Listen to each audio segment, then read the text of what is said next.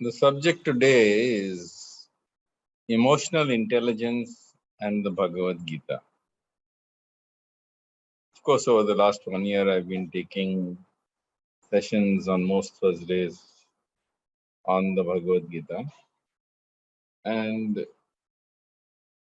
I think it was in 2020 that I also conducted a session on emotional intelligence. And today I want to cover emotional intelligence and the Bhagavad Gita. Emotions and emotional intelligence are very complex, but I'm going to try to simplify the whole thing for you and see it in reference to the Bhagavad Gita. The uniqueness of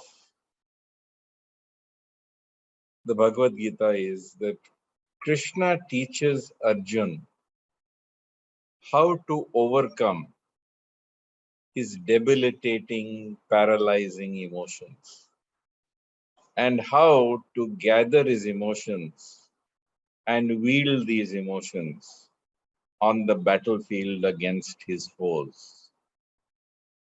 So essentially, it's about moving from one emotional state to an unhelpful, from an unhelpful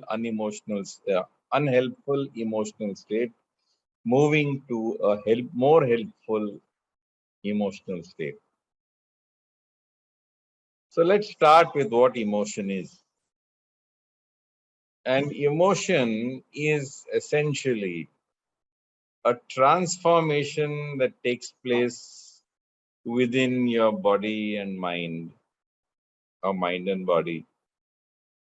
It transforms you physically, physiologically, psychologically.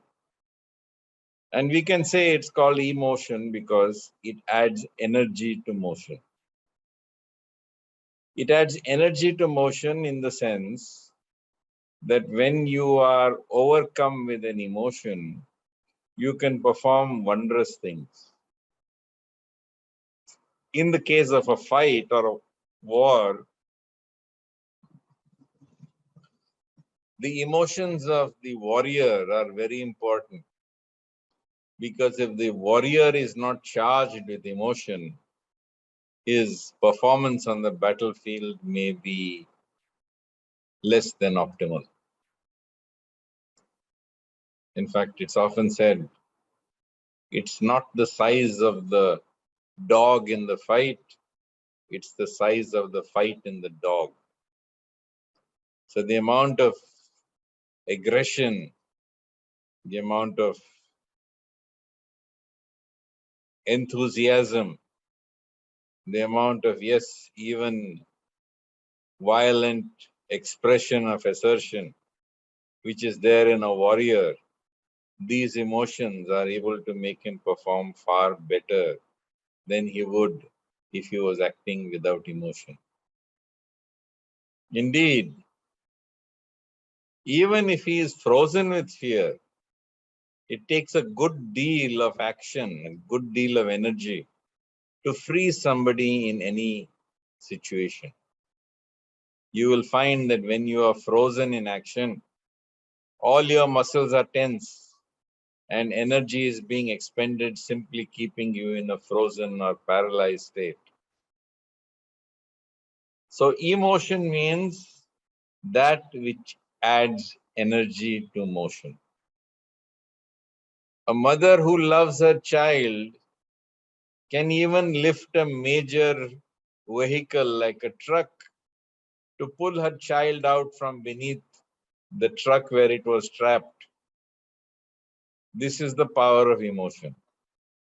A person who is overcome with various other emotions gets a huge amount of energy that allows him to surge ahead and to perform tasks that even he thought he was unable to perform earlier. So emotion is that which adds or even subtracts energy from motion. That's why it's called emotion. What is emotional intelligence? Emotional intelligence is the ability to use intelligence to understand your emotional state, to use your emotions in a useful manner. So essentially, emotional intelligence harnesses the power of emotions as a source of information, as a source of connection,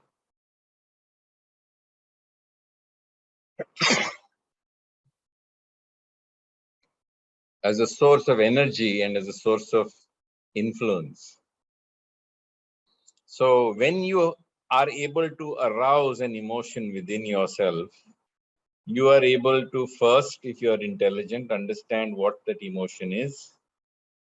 If you are in an unhelpful emotional state, you can pull yourself out of that emotional state, which is inappropriate or unhelpful. Then, if you now are out of the unhelpful emotional state, you can arouse in yourself the appropriate and more useful emotional state. So one, recognize your emotional state. Two, it is to get out of that unhelpful emotional state. It's very simple. Suppose you find yourself anxious and depressed and you have challenges before you. First of all, you should know that you are depressed. You should know that you're anxious. Very often when you ask somebody, what are you feeling? Oh, I'm not feeling good. Don't talk to me about it. Just leave me alone. Don't disturb me. I am a disturbed person. They are unable, absolutely unable to identify what the emotion they are experiencing is. So the first is to identify, all right, I have fear. All right, I have depression. All right, I have anger. All right, I have frustration. So various emotions you can actually identify. This is the first of emotional intelligence. Second is pull yourself out of that negative emotional state. So when an emotional state is not helpful to you, you pull yourself out of it intelligently. So intelligence helps you to come out of that emotional state. And having pulled yourself out of that emotional state to equanimity, you now arouse in yourself that emotional state which is useful for performing the task. For example, let us say that Arjun was overcome by fear, but he was able to, with the help of Krishna, he was able to pull himself out of that state to a place of equanimity. And then with the help of Krishna, he was able to arouse in himself that emotional state that was useful for fighting in the war. The next is your ability to understand the emotional state of the person in front of you. Is the person happy with you? Is he unhappy with you? Is he angry with you? Is he afraid of you? So you need to be able to diagnose the emotion of the person in front of you. And having diagnosed that emotion which is in the person in front of you, you need to be able to pull that person out of that emotional state. This is very important.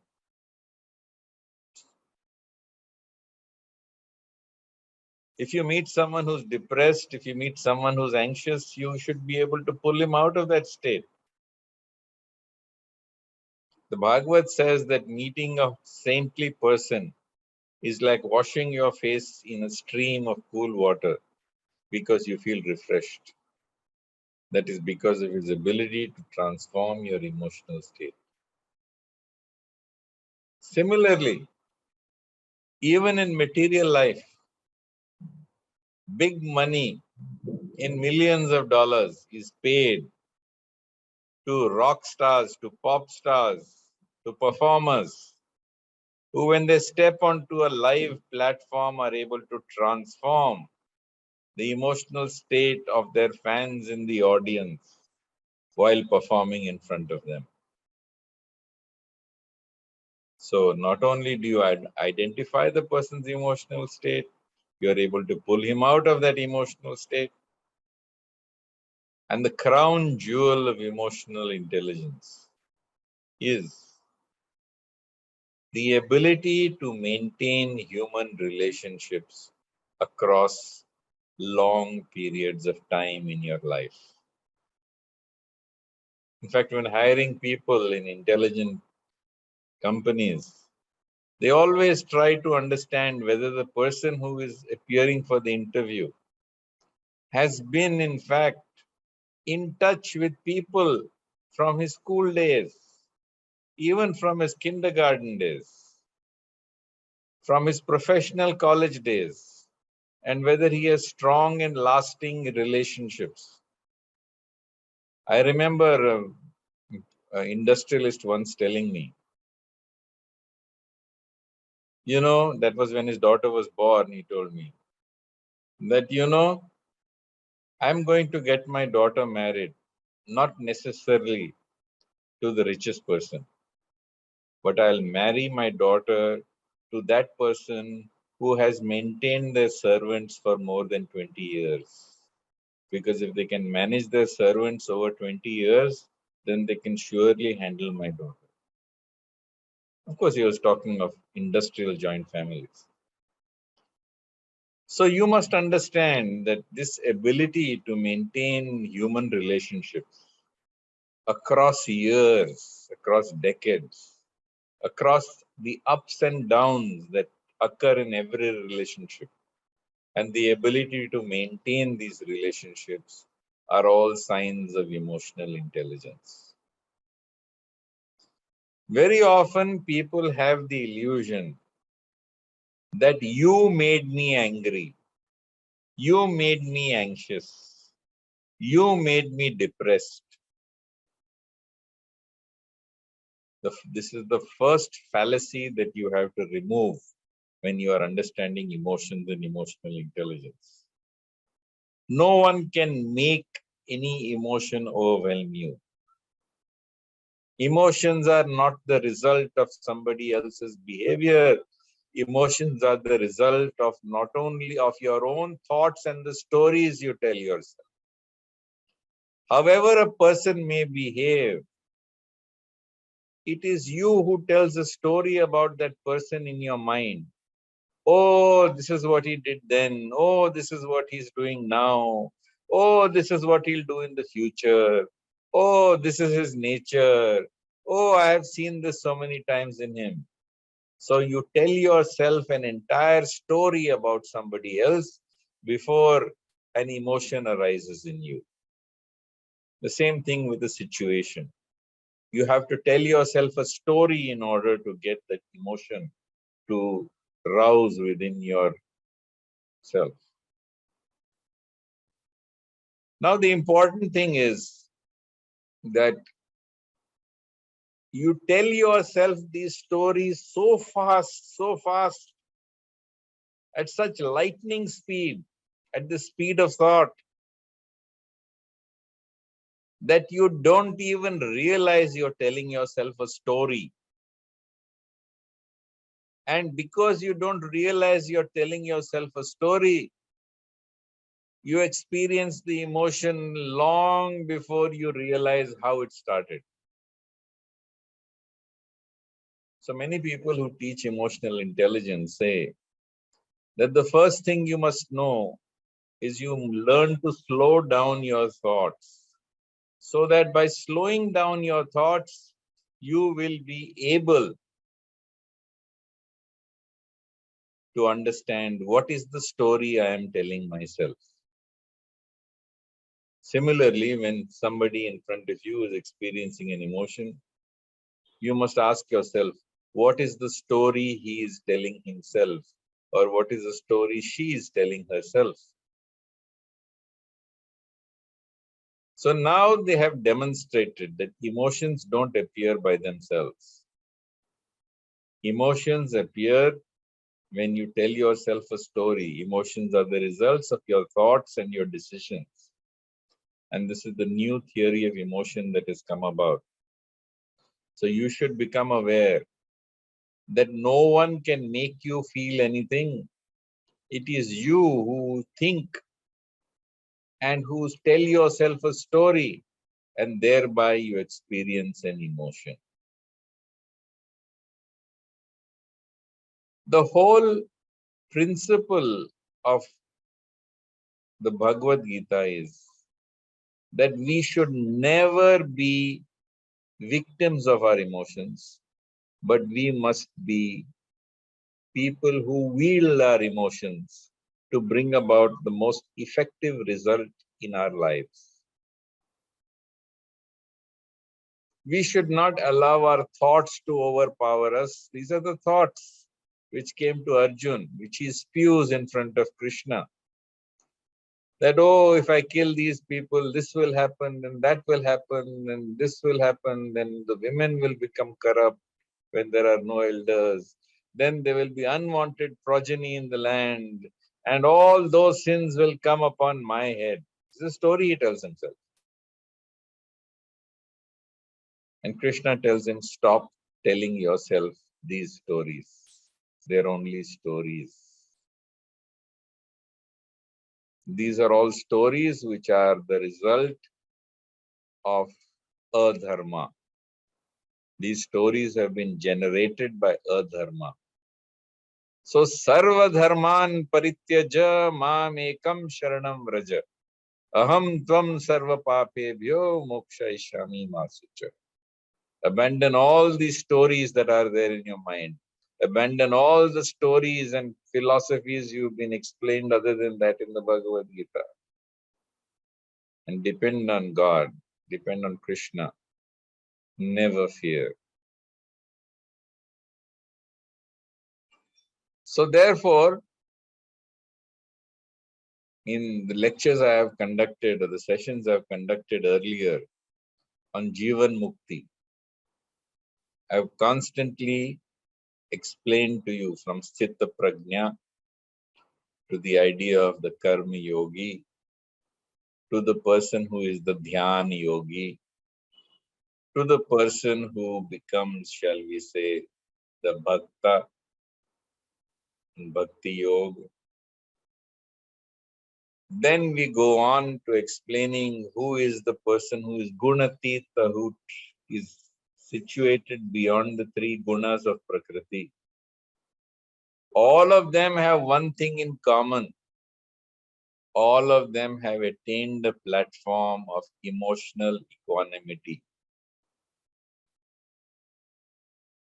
And in that platform of equanimity, they are unaffected emotionally by events that are occurring within the world. In the Sthita Prajna section, Krishna explains to Arjuna, Dukheshu anudvikna mana sukheshu vigata spriha vita raga bhaya krodha sthiti muni uchyate. He says, he who is not disturbed when there's cause, he is not depressed when there's cause for sorrow. He is not excited when there's cause for joy. He is free from attachment, fear, and anger. Such is the sage of steady wisdom. Similarly, when he describes the Karma Yogi, he describes the person who says that while his limbs are moving, while he is seeing, while he is hearing, while he is tasting, he knows that he does nothing at all and it is only Prakriti that is acting.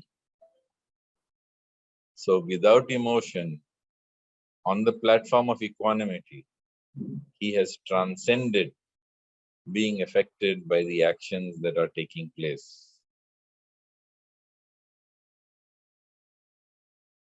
He goes on in the 6th chapter of the Bhagavad Gita to explain that indeed Jitatmana prashantasya paramatma samahitah sitoshana sukha dukeshu tatha manatmanayo. For one who has conquered his mind, for him God is already reached. For him, heat and cold, joy and sorrow, honor and dishonor, all of these are the same. In fact, he goes on to say that for him, he has equal vision. For him, sama loshtashma kanchanaha. He is able to look with equal vision upon a rock and a piece of gold. He can look upon gold and a rock with equal emotional vision. He also says, Surin mitrarya udasina madhyastha dvesha bandhushu sadhushva apicha papeshu sama buddhir vishishyate. That this yogi is, when he is more advanced, he is able to look upon saint and sinner, friend and enemy, intimate associate, childhood friend, mediator. All of them he looks upon with equal vision. Can you imagine that? To be able to look at all the people with equal vision, to have no emotional tags which describe anybody, to have people who no longer press your wrong buttons. He goes further to say, Vidya Vinaya Sampanne Brahmane Gavi Hastini Shuni Chaiva Swapake Cha Pandita Samadarshinaha. He looks with equal vision upon a Brahmana, a cow, an elephant, a dog eater, all of them he looks at with equal vision. So, Jivan Mukti is about, first of all, attaining that platform where you are free from reactive emotions. That no matter what happens around you, no matter what happens to you or to dear ones around you, you remain equanimous. You remain absolutely unprovoked. Your emotions remain unprovoked. You don't tell yourself stories. You don't have thoughts running through your head to describe the situation. You look at it not emotionally, but you look at it with the clarity of your intelligence alone. This is the first stage because this helps you never to fall into the trap of reactive emotions. And this is fine if you're living in a temple, if you're living in a monastery, if you're living in a cave in the Himalayas, if you're living in the forests, then you don't need emotions because you're living alone. You're living in isolation. And if you're living alone and you live in isolation, then what do you need emotions for? But if you're living in the world, like Arjun, who has to face a battle, if you are living in the world as you are, and you may have many battles ahead of you, you will realize that without emotions, no battle can be fought. No friendships can be forged. No companionship can be shared. And nothing can be communicated. Nobody can be influenced. by a person who has no emotion. Typically, you have the example of Dr. Spock in Star Trek, if some of you are familiar with this, where Dr. Spock is a creature who feels no emotion. And he is always has a deadpan countenance. He can't understand the emotions of people around him. He can't communicate effectively with them. But if you need to communicate with other people, indeed, if you need to arouse energy within yourself, then you need one step higher than Sthita Prajna.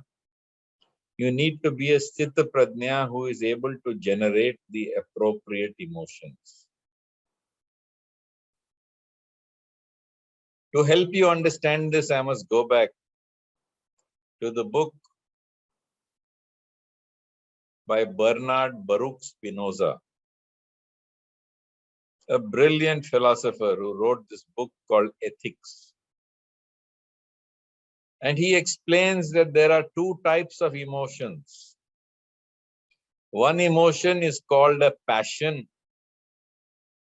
because it is provoked by something else in the world. Because you are passive, it becomes a passion.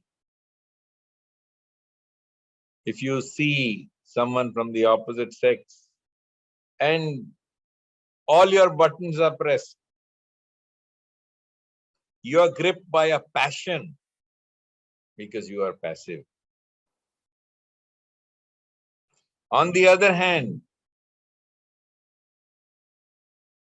if you feel nothing, but you are able to generate within yourself the emotions of love, of caring, if you can understand and respect,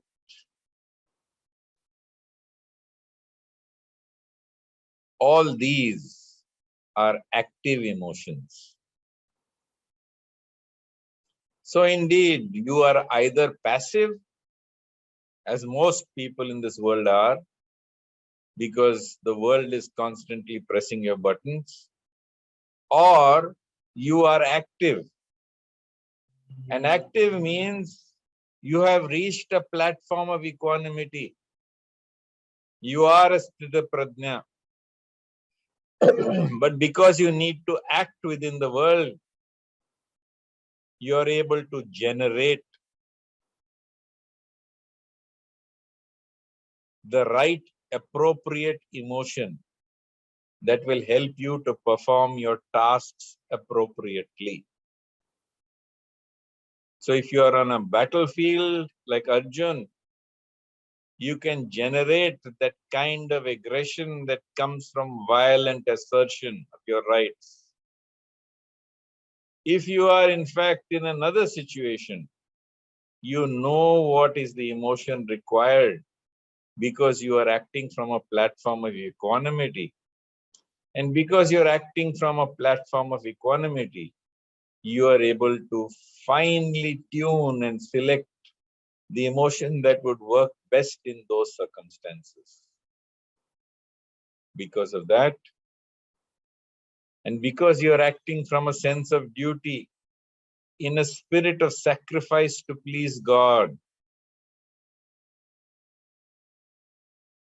you are indeed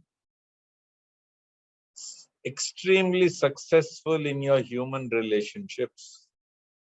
You will be very effective in the work that you perform.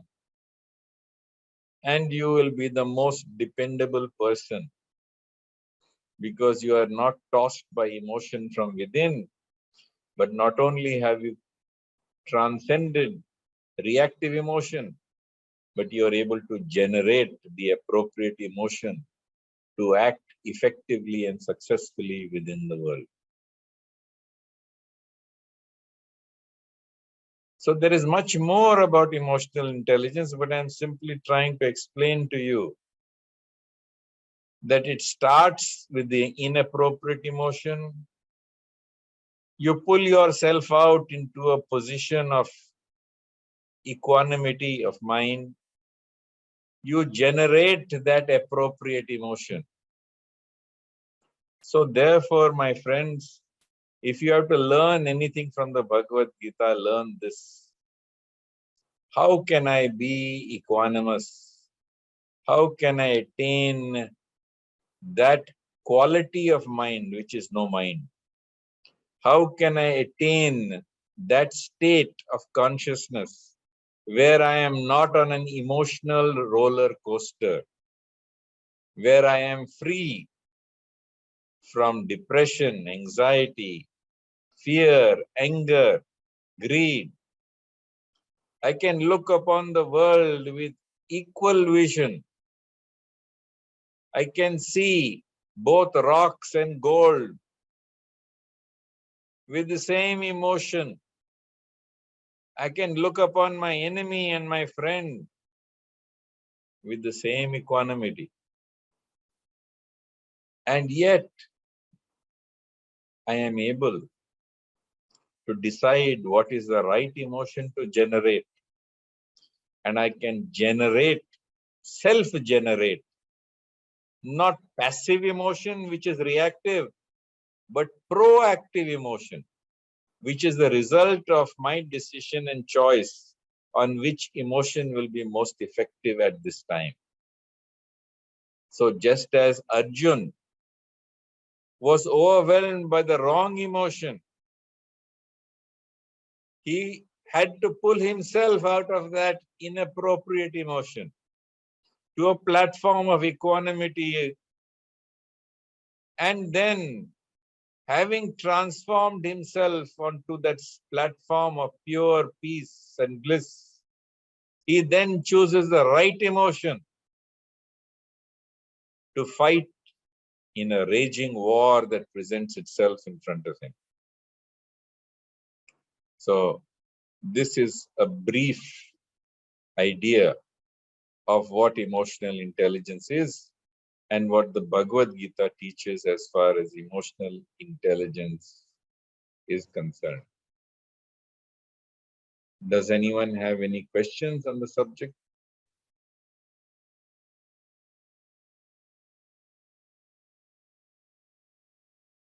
Yes, sir. Good morning. Can you hear me? Yes. Okay. We do have a couple of questions, sir. I think we'll start with this one. One of our audience is asking how to train your mind to remain unperturbed by sorrow or joy. I think that's what all my lectures over the last year have been about. By remembering God and forgetting self. And how do you remember God and forget self?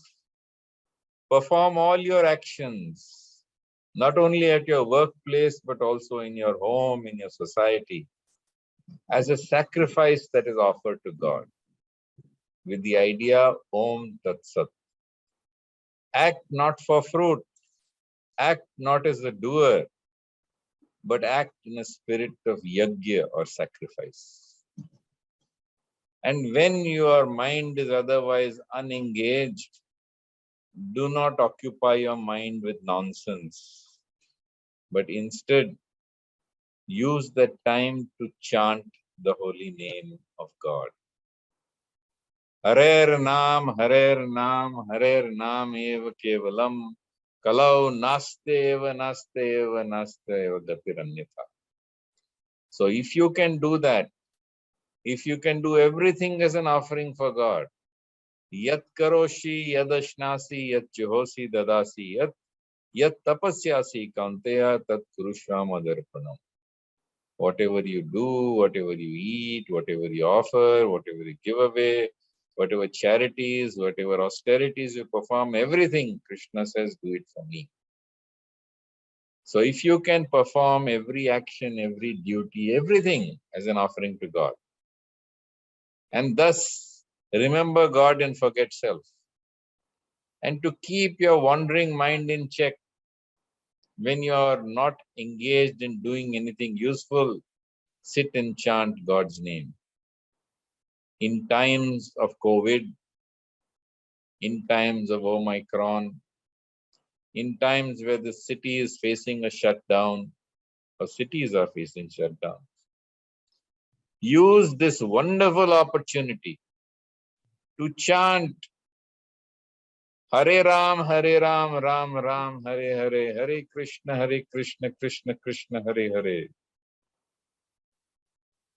In the morning and in the evening for 2 hours each.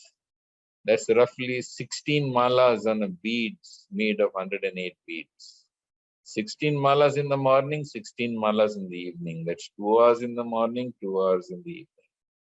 And the rest of the time, act in a spirit of sacrifice and devotion, doing everything for God. I am giving you a written guarantee that within 15 days, you must start experiencing a change. If you don't, please contact me. The next question we have, Dr. Shantanu, is that we all know that anger is a reactive emotion. And, obviously one knows it, but is there a practical tip to control this, for example, when one is being provoked? See, Krishna says in the Bhagavad Gita that three vidam narakasya idam dwaram nashanam atmana kama krodha tatha lobhas tasmadeta trayam tajet. There are three gates to hell: lust, anger, and greed. And every wise man should avoid these three. Krishna also explains earlier that we have a ladder by which we fall into anger. Dhyato vishayan pumsaha sangaste supajayate sangat sanjayate kamah kamah krodha vijayate krodhat bhavati sammoha sammoha smriti vibhrama smriti brahmashat buddhi nasho buddhi nashat pranashati. It starts with a thought. That thought becomes an attachment. That attachment becomes desire and lust.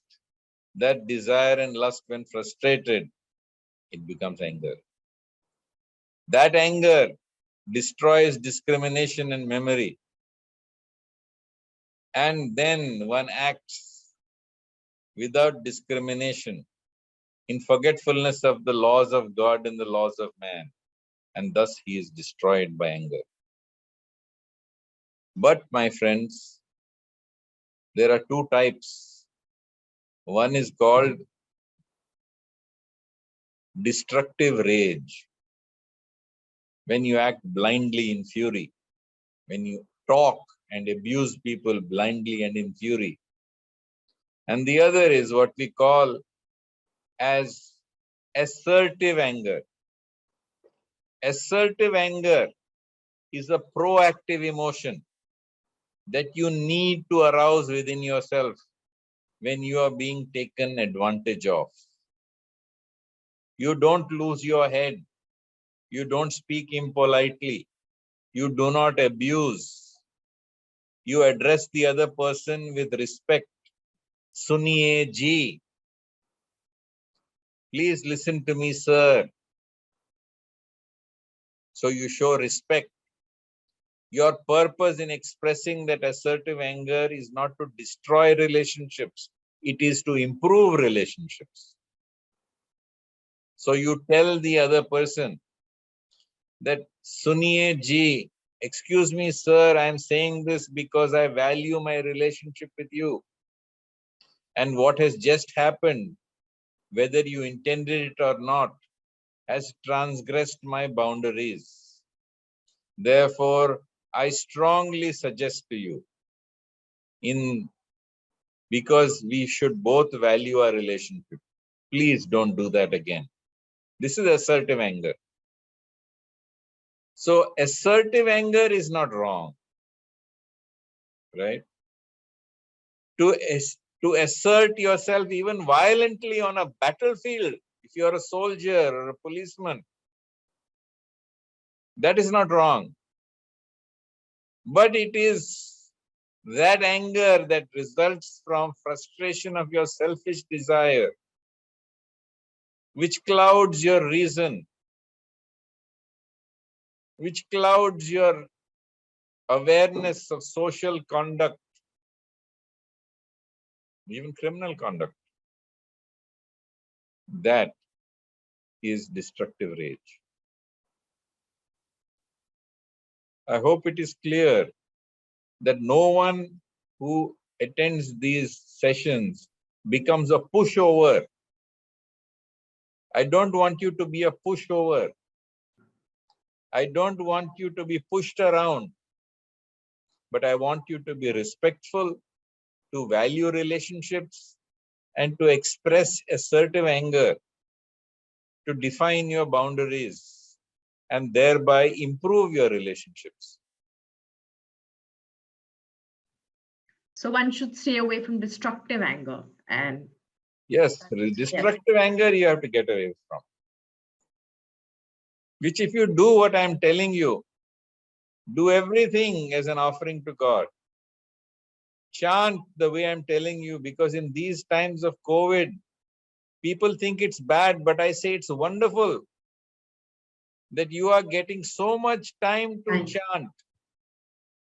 Your travel time can be best used when you're working from home by using your travel time to chant.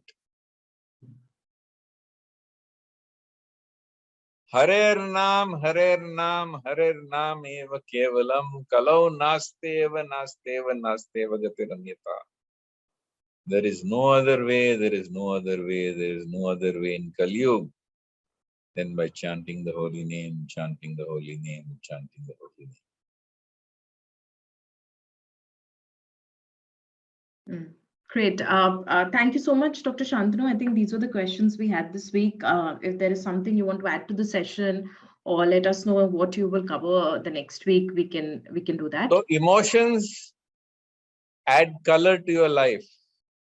Emotions are the means by which you understand yourself. Emotions are the means by which you understand others. Emotions are the means by which we draw energy from ourselves and we draw energy from other people. We use emotions as a source of connection with other people. We use that connection through emotion as a means to even influence people. So emotions are not your enemy, but you cannot use your emotions unless you have reached the platform of equanimity. You cannot use emotion unless you have dropped passions or passive emotions and you have moved on to actions or proactive emotions. And in between that comes equanimity of mind, which is what you need to strive for. And what do you strive for? Just do what I'm telling you and you will experience this yourself. Many people who are listening to these lectures come back and tell me that they are less reactive in the world as a result of practicing what I'm telling them to perform. So remember God and forget yourself. Everything you do, you offer it to God. And when you are not otherwise actively engaged in doing anything useful, chant the holy name. Great. So, thank you so much, Dr. Hari Shantanu. Om, Hari Jai Shri Om. Krishna, Hare Krishna to all of you. Hare Krishna. Thank you so much.